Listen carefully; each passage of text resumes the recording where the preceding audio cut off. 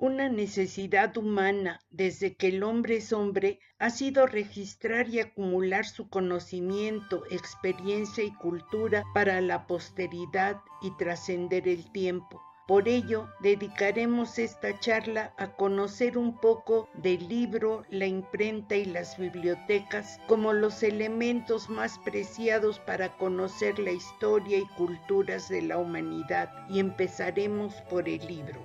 Un libro está formado por hojas encuadernadas, manuscritas o pintadas en diversos soportes como papel o pergamino y que están protegidas por las tapas o cubiertas.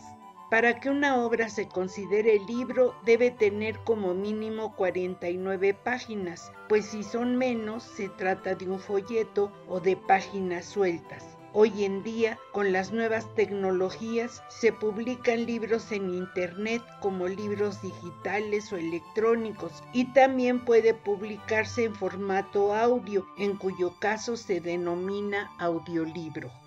El propósito de registrar, conservar y transmitir a través del tiempo la cultura implica las necesidades de garantizar la integridad intelectual de la obra, conservando la intención con la que fue concebida, así como contar con las cualidades, sobre todo de durabilidad, del soporte en las que está impresa. Los antecedentes del libro se remontan a las pinturas rupestres del hombre paleolítico, constituyendo los primeros documentos impresos de que se tiene evidencia. Los gestos fueron la primera forma de expresar y transmitir mensajes. La palabra hablada es la manera más antigua de contar historias. Hablando se estructuraban narraciones que pasaban de generación en generación. Quienes las escuchaban luego las transmitían a otros, como sucedió con los famosos poemas de Homero. Solo que el problema es que al pasar de una persona a otra, el mensaje se va modificando y hasta deformando.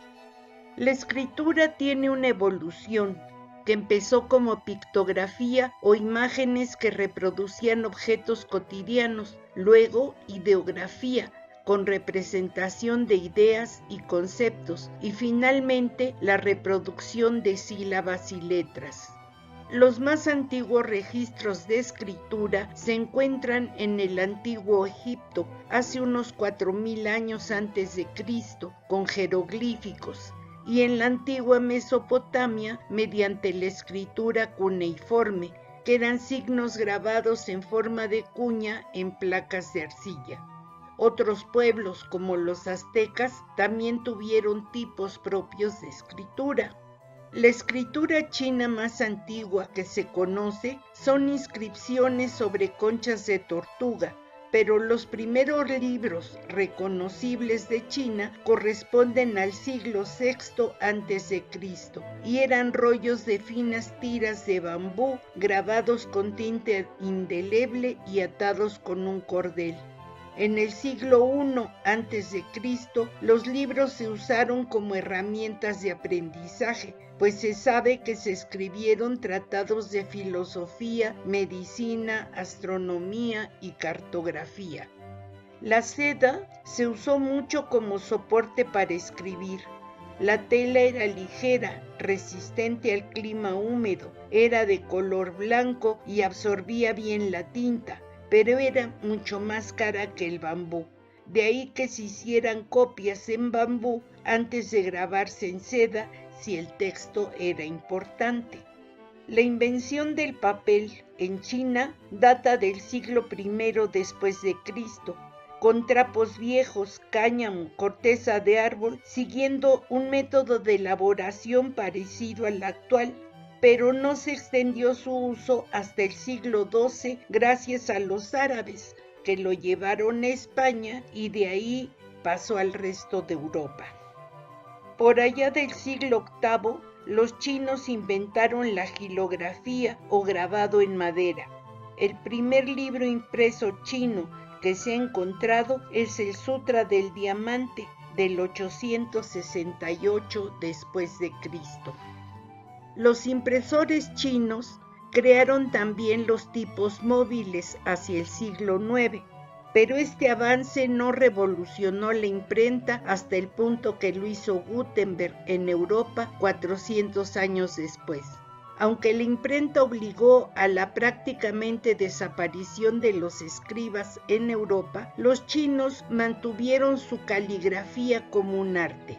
Corea realizó muchos otros avances que revolucionaron la manera de imprimir y en consecuencia el libro, pues se fabricaban caracteres móviles de imprenta en bronce.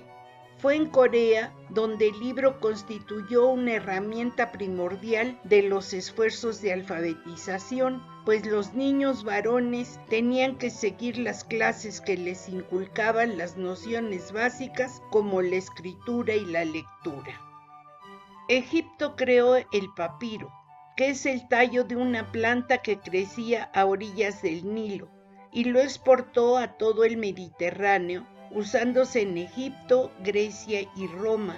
Pero a partir del siglo I después de Cristo aparece el pergamino, que es piel curtida, y comenzó a competir con el papiro. Se cree que surgió en Pérgamo, en lo que hoy es Turquía.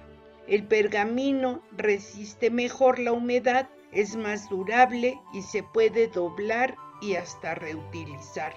Si comparamos la escritura china con la griega, la primera tenía miles de caracteres, en tanto que en el alfabeto griego las letras eran en número reducido, de manera que se podía aprender en pocos días, incrementándose así el número de personas que lo escribían. Igual, en Roma aumentó el número de lectores. Con el declive del Imperio Romano se contrajo la cultura escrita, aunque permanecieron las instituciones de la Iglesia cristiana que produjeron el Códice, una de las más importantes y perdurables revoluciones en la historia del libro, pues era más compacto y fácil de manejar que los rollos y podía utilizarse ambas caras del papel. En la historia del libro se reconocen dos periodos. El primero, desde la invención de la imprenta de tipos móviles hasta 1801, y el segundo, el de la producción industrializada. Se consideran libros antiguos los producidos de manera manual con la imprenta de tipos móviles metálicos.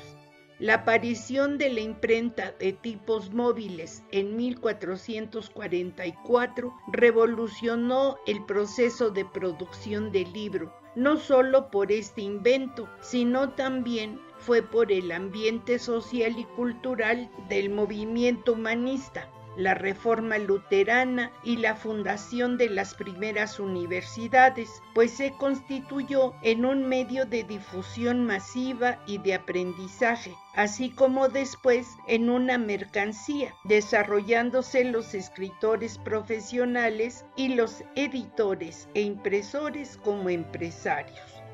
Otro importante factor que fomentó el aprecio por los libros fue la censura, que si bien solía ejercerse también en periodos anteriores a los siglos XVII y XVIII, es precisamente en esta época cuando adquiere mayor relevancia, puesto que los libros se producen por millares, multiplicando en esa proporción la posibilidad de difundir ideas que el Estado y la Iglesia no deseaban que se divulgaran, creándose leyes que prohibían la impresión de ciertos libros y castigos para los que compraran y leyeran. Estas prohibiciones solo llevaron a aumentar el precio y hasta crear un mercado negro. En el año 2000 se hizo un registro de éxito y fama buscando los personajes más citados en los libros, encontrándose que había más de 17,000 obras que citaban y estudiaban a Jesucristo, en segundo lugar a William Shakespeare y en tercero a Vladimir Lenin. Entre los compositores aparecen en primer lugar Wagner, Mozart, Beethoven y Bach. Picasso es el número 1 de los pintores, seguido por Leonardo da Vinci y Miguel Ángel, pero da Vinci es el primero en la lista de científicos e inventores. Ahora conozcamos algo de la imprenta, un mecanismo para reproducir textos e imágenes sobre papel, tela y otros materiales. Consiste en poner una tinta oleosa sobre piezas metálicas llamadas tipos para transferirlas al papel por presión. Aunque comenzó como un método artesanal, su implantación a mediados del siglo XV trajo consigo una revolución cultural. Hoy se tienen nuevas metodologías derivadas de la imprenta clásica, como la serigrafía, la litografía, la impresión offset, la xerografía y los métodos digitales. En la historia, los romanos usaban sellos que imprimían sobre objetos de arcilla alrededor del siglo I a.C. Los chinos usaban papel de arroz y cerámicas talladas para los tipos, lo que era muy complicado por la gran cantidad de caracteres de su escritura. Los coreanos inventaron tipos de metal, pero no se usaron mucho, de manera que la imprenta moderna no se creó sino hasta el 1450 aproximadamente por el alemán Johannes Gutenberg. Gutenberg y un grupo de impresores que trabajaban juntos inventaron la tipografía. Hubo alemanes, italianos y holandeses que disputaban el honor de ser los inventores hasta que apareció una edición de 1502 de Peter Schoeffer que aclaraba el punto. La edición decía: este libro ha sido impreso en Maguncia, ciudad donde el arte admirable de la tipografía fue inventado en 1450 por el ingenioso Johannes Gutenberg y luego perfeccionado a costa y por obra de Johann Fust y de Peter Schoeffer, entre otros. Hasta antes de 1450 y aún en años posteriores, los libros se hacían manuscritos por monjes, sobre todo de escritos religiosos. No todos los monjes sabían leer y escribir, sino eran copistas, imitadores de signos que no entendían, lo cual era fundamental para copiar libros prohibidos que hablasen de medicina interna o de sexo. Las ilustraciones y las letras mayúsculas eran producto decorativo y artístico del propio copista, que decoraba cada ejemplar siguiendo su propia inspiración. Hacer una de estas copias podía llevar hasta 10 años. En la Alta Edad Media se utilizaba la xilografía en Europa para publicar panfletos publicitarios o políticos, en fin, trabajos de pocas hojas. Para ello se trabajaba el texto en hueco sobre una tablilla de madera, incluyendo los dibujos. Una vez confeccionada, se acoplaba a una mesa de trabajo también de madera y se impregnaban de tinta negra o roja, y luego se aplicaba el papel y con un rodillo se fijaba la tinta. No se podían hacer muchas copias, pues el molde de madera se desgastaba fácilmente.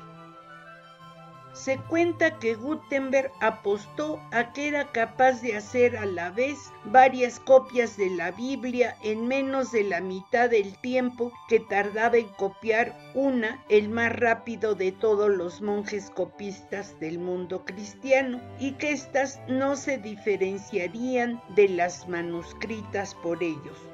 Para ello, pidió dinero a Johann Fust y comenzó su reto. En vez de usar las tablillas de madera, moldeó en este material cada una de las letras del alfabeto y luego rellenó los moldes con plomo, creando los primeros tipos móviles. En total, más o menos unos 150 tipos que imitaban la escritura de un manuscrito. Como plancha de impresión, utilizó una vieja prensa para uvas a la que sujetó el soporte con los tipos móviles con un hueco para las letras mayúsculas y los dibujos que serían realizados en xilografía y manualmente. Gutenberg no calculó bien el tiempo, así que se quedó sin dinero antes de terminar el trabajo, pidiendo un nuevo crédito a Fust, que en lugar de prestarle, formó una sociedad con él y encargó a Peter Schoeffer, su sobrino, que trabajara con Gutenberg y vigilara su inversión. Después de 2 años de trabajo, Gutenberg volvió a quedarse sin dinero, aunque faltaba poco para acabar las 150 Biblias. Fust ya no le quiso prestar y se quedó con el negocio. Gutenberg salió de su imprenta arruinado, siendo acogido por el obispo de la ciudad, el único que reconoció su trabajo hasta su muerte pocos años después. Peter Schoeffer terminó el cometido que inició su maestro, y las Biblias fueron vendidas rápidamente a altos cargos del clero, incluida la Santa Sede, y a muy buen precio. Le empezaron a llover nuevos trabajos. Actualmente se conservan pocas Biblias de Gutenberg, llamadas de las 42 líneas, que eran las que contenía cada página. Años más tarde, hacia el 1500, la situación social cambiaba en Alemania y una guerra civil hizo que en Maguncia los impresores huyeran a otras naciones, esparciendo el invento a toda Europa. La imprenta se conoce en América una vez concluida la conquista española. En 1539, el impresor Juan Kronberger monta una filial de su imprenta de Sevilla en la Ciudad de México, en un local de Juan de Zumárraga. Esta filial queda a cargo de Juan Pablos, que comienza su labor de impresión ese mismo año. El primer libro impreso sería Breve y más compendiosa doctrina cristiana, escrito por Juan de Zumárraga. Con la imprenta, la palabra escrita ahora podía llegar a cualquier rincón. La gente podía tener acceso a más libros y comenzar a preocuparse por enseñar a leer a sus hijos. Las ideas cruzaban las fronteras y el arte de la tipografía fue el medio de difusión. El crecimiento de la producción de ediciones plantea la necesidad de contar con espacios para el resguardo del conocimiento acumulado. Así surgen las bibliotecas. Una biblioteca no solo es un resguardo de las obras, sino debe pensarse en la utilidad que preste a los usuarios, las instituciones que la crearán, conservarán y cuidarán, el personal especializado que se ocupará del ordenamiento, la clasificación de las publicaciones, así como de asesorar a los usuarios que puedan buscar escritos para satisfacer necesidades de información, investigación, educación y aprendizaje o de recreación y ocio. La biblioteca se distingue de un archivo porque éste acumula documentos elaborados por una persona física o jurídica durante el ejercicio de sus funciones y no son para el conocimiento social. Las bibliotecas reúnen colecciones que resultan heterogéneas y en constante evolución.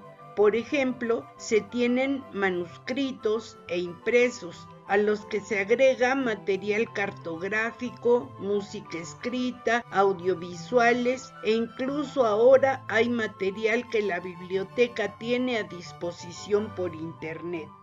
Las bibliotecas tienen una historia de 4000 años. En un principio eran más archivos que bibliotecas. Las más antiguas surgieron en Mesopotamia, albergando escritos religiosos, de política económica y administrativa al servicio de sacerdotes, y que eran las tablillas de arcilla en escritura cuneiforme. En el antiguo Egipto surgieron dos clases de instituciones: las casas de los libros como archivos administrativos y las casas de la vida, que eran centros de estudio para los escribas que podían hacer copias en rollos de papiro. En la antigua Grecia, el libro y las bibliotecas alcanzaron un gran desarrollo. Las bibliotecas adoptaron formas que pueden considerarse como antecedentes de las actuales. Ya hemos comentado que la escritura griega, más sencilla que por ejemplo la china, permitía generalizar el acceso a la lectura y al libro y que aparecieran por primera vez bibliotecas desvinculadas de los templos. El periodo helenístico fue el del nacimiento de las grandes bibliotecas, como la Biblioteca de Alejandría y la Biblioteca de Pérgamo, que se crearon con la voluntad de reunir todo el conocimiento social de su tiempo y ponerlo a disposición de los eruditos. La Biblioteca Real de Alejandría o Antigua Biblioteca de Alejandría fue en su época la más grande del mundo. Situada en la ciudad egipcia de Alejandría, se estima que fue fundada a comienzos del siglo III a.C., llegando a albergar hasta 900,000 manuscritos. Hasta hoy se carece de datos de su existencia, pues quedan pocas ruinas que no dejan ver cómo era. Seguramente desapareció en incendios como el provocado por Julio César y en invasiones y saqueos de los romanos, así como parte de su acervo se perdió con la dominación árabe. Se piensa que la biblioteca tenía un pequeño zoológico, jardines, una gran sala para reuniones e incluso un laboratorio. Las salas que se dedicaron a la biblioteca acabaron siendo las más importantes de la institución. La biblioteca del museo constaba de 10 estancias dedicadas a la investigación, cada una dedicada a una disciplina diferente. Un gran número de poetas y filósofos se ocupaban de su mantenimiento con una dedicación total. En realidad, se consideraba el edificio del museo como un verdadero templo dedicado al saber. Cuando esta entidad adquirió gran importancia y volumen, hubo necesidad de crear un anexo cercano. Se cree que esta segunda biblioteca, llamada la Biblioteca Hija, se fundó unos 200 años antes de Cristo. El acervo se presentaba en rollos de papiro o pergamino, otras en hojas cortadas. Se hacían copias a mano de las obras originales, es decir, ediciones que eran muy estimadas por las correcciones llevadas a cabo. Las personas encargadas de la organización de la biblioteca rebuscaban por todas las culturas y en todas las lenguas conocidas y enviaban negociadores que pudieran hacerse con bibliotecas enteras, unas veces para comprarlas, otras como préstamo para hacer copias. Con el auge del cristianismo empieza a difundirse un nuevo formato, el códice de pergamino, y la lectura comienza a desplazarse de las instituciones paganas en franca decadencia a las de la naciente iglesia cristiana. En los tiempos medievales, con la caída del Imperio Romano de Occidente, la cultura retrocede y se refugia en los monasterios que se constituyen ahora en los centros del saber. Pero la creación de las universidades primero y con la invención y difusión de la imprenta después, se crean las nuevas bibliotecas universitarias. El Renacimiento, marcado por la invención de la imprenta, creada por Gutenberg, y las luchas derivadas de la Reforma Protestante, vio surgir, gracias a los ideales humanistas, un nuevo modelo de biblioteca que se abre a un público de eruditos y estudiosos. Durante el siglo XVIII se crearon la Biblioteca del Museo Británico y nacen las que serían después bibliotecas universitarias de Yale, Harvard y Princeton. Las revoluciones francesa y americana promovieron el inicio de la extensión por Europa y América de nuevos principios democráticos y el nacimiento de una verdadera voluntad de hacer accesible la cultura y la educación para todos. En el mundo de las bibliotecas empezó por liberar el tesoro bibliográfico que sobre todo acumulaba la Iglesia Católica, lo que culmina en el siglo XIX con la aparición de la biblioteca pública. Paulatinamente se fue consolidando la idea de que todos los seres humanos tienen derecho al libre acceso a la información, aunque encontramos tres formas de entender la función de las bibliotecas. La concepción europea continental asigna a la biblioteca pública una misión educativa. La concepción anglosajona se centra en lograr la máxima difusión y el libre acceso a la información, y la socialista centrada en la función educativa, pero también en la propaganda política y el control ideológico de la sociedad, aunque esta última entra en crisis con la caída del muro de Berlín en 1989. A finales del siglo XX aparecen las bibliotecas digitales. Con el desarrollo de los lectores digitales surgen los libros electrónicos y con ellos las bibliotecas digitales y electrónicas. Las bibliotecas pueden ser nacionales, financiadas por el Estado y que son para la investigación y para difundir el patrimonio cultural de la nación, como sucede con la Biblioteca Nacional de México. Universitarias, que apoyan los programas educativos de la institución, por ejemplo, la Biblioteca Central de la UNAM y las de sus escuelas y facultades.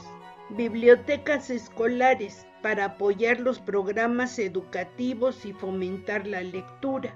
Especializadas para apoyar necesidades profesionales concretas y públicas que cubren una amplia gama de necesidades de los más diversos usuarios.